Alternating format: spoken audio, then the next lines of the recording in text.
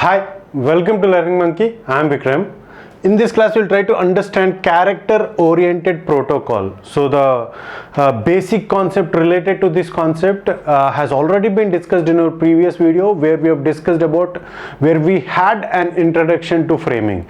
In the introduction to framing, whenever the data that has been arrived from the upper layers, so that will undergo framing, in the sense the control bits. So this is the payload that has been obtained from the upper layer, and the control bits for the of the data link layer will get added. So that process is what we call it as framing, and that framing can be done in two different ways. One is fixed size framing, and the next one is variable size framing.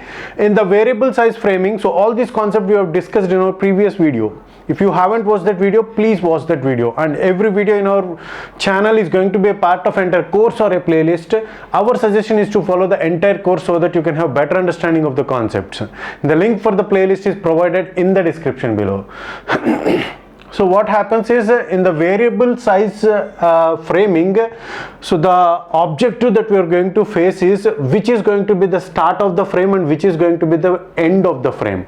For that problem to get clarified, for that problem to get solved, what we will do is, in the frame, in the control bits of the data link layer, in the frame, we are going to add flags.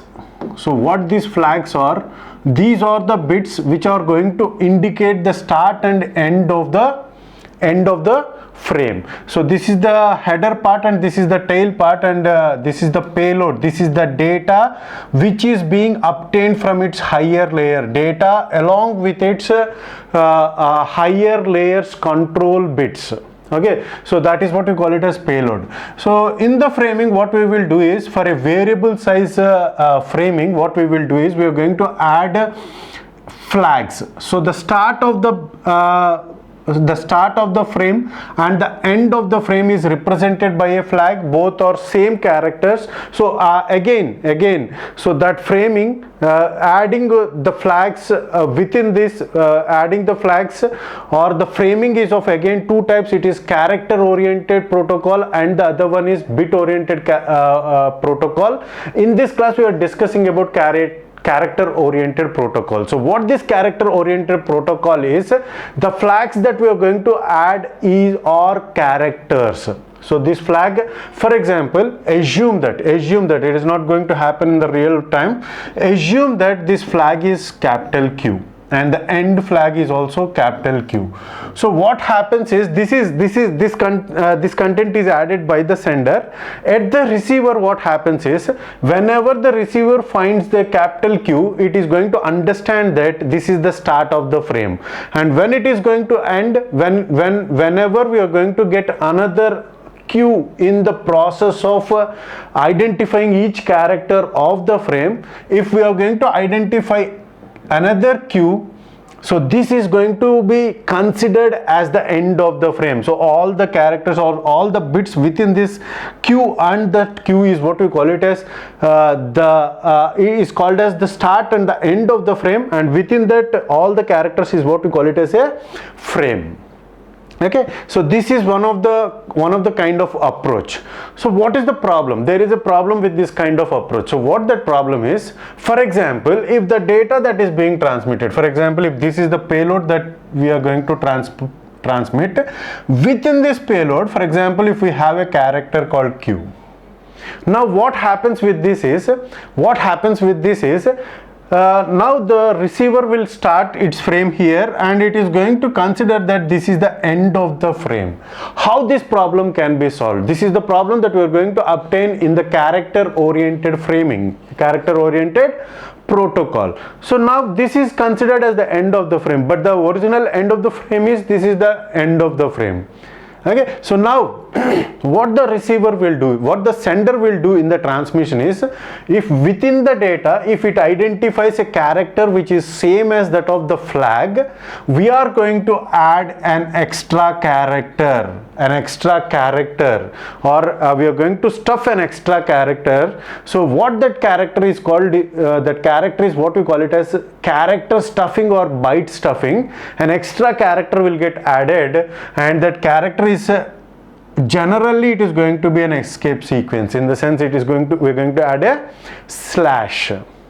Okay, so now at the receiver what happens, as it is going to identify each and every character, whenever it identifies an escape sequence, whenever it identifies a character called escape sequence, then the receiver is going to check for the next character.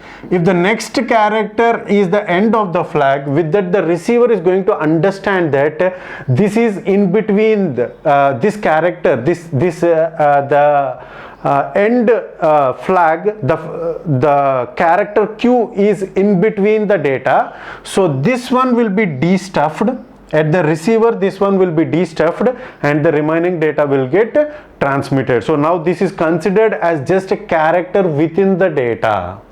Now again we are having some more problem, another problem within this. So what that problem is, if the escape sequence itself is used, in the sense, if the character stuffing, the character that we are going to stuff to identify the flag, end of the flag, if that escape sequence, that extra character itself is there in the data, let's assume that, for example, if you have this escape sequence in the data, now how this sender is going to stuff the data? So the sender is going to stuff an extra escape sequence.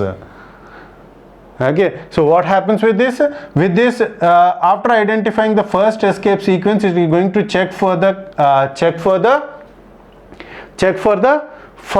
next character. If the next character is an escape sequence, it means that this second character is the part of the original data, and this escape sequence is what we call it as extra stuffed character. So this character will be removed at the receiver and the data will be transmitted as it is. For example, if there are two escape sequence continuously, for example, if assume that this is not there, this is the part of the data, what happens? It's very simple. We are going to stuff two escape sequences, here one and here one. So after every identifying an escape sequence, it is going to check the next character. If the next character is again an escape sequence, it means that this escape sequence is a stuffed sequence. And similarly, after that it is going to go for the next character, and if it is an escape sequence, it is going to check for the next character. If it is an escape sequence, this is stuffed character, and that stuffed character is removed at the receiver end. The next character will be transmitted as it is. Okay, so at the end, if it identifies a character flag, and after that if it identifies another flag, it means that this is the end of the frame. This is the end of the frame and this is the start of the next frame.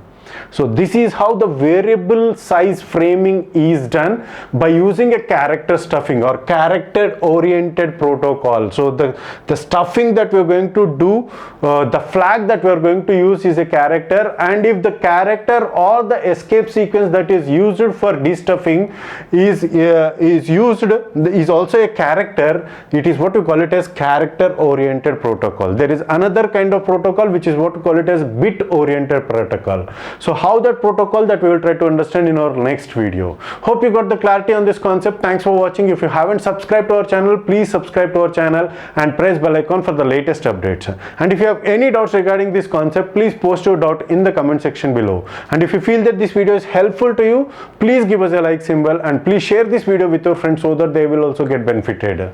Thanks for watching.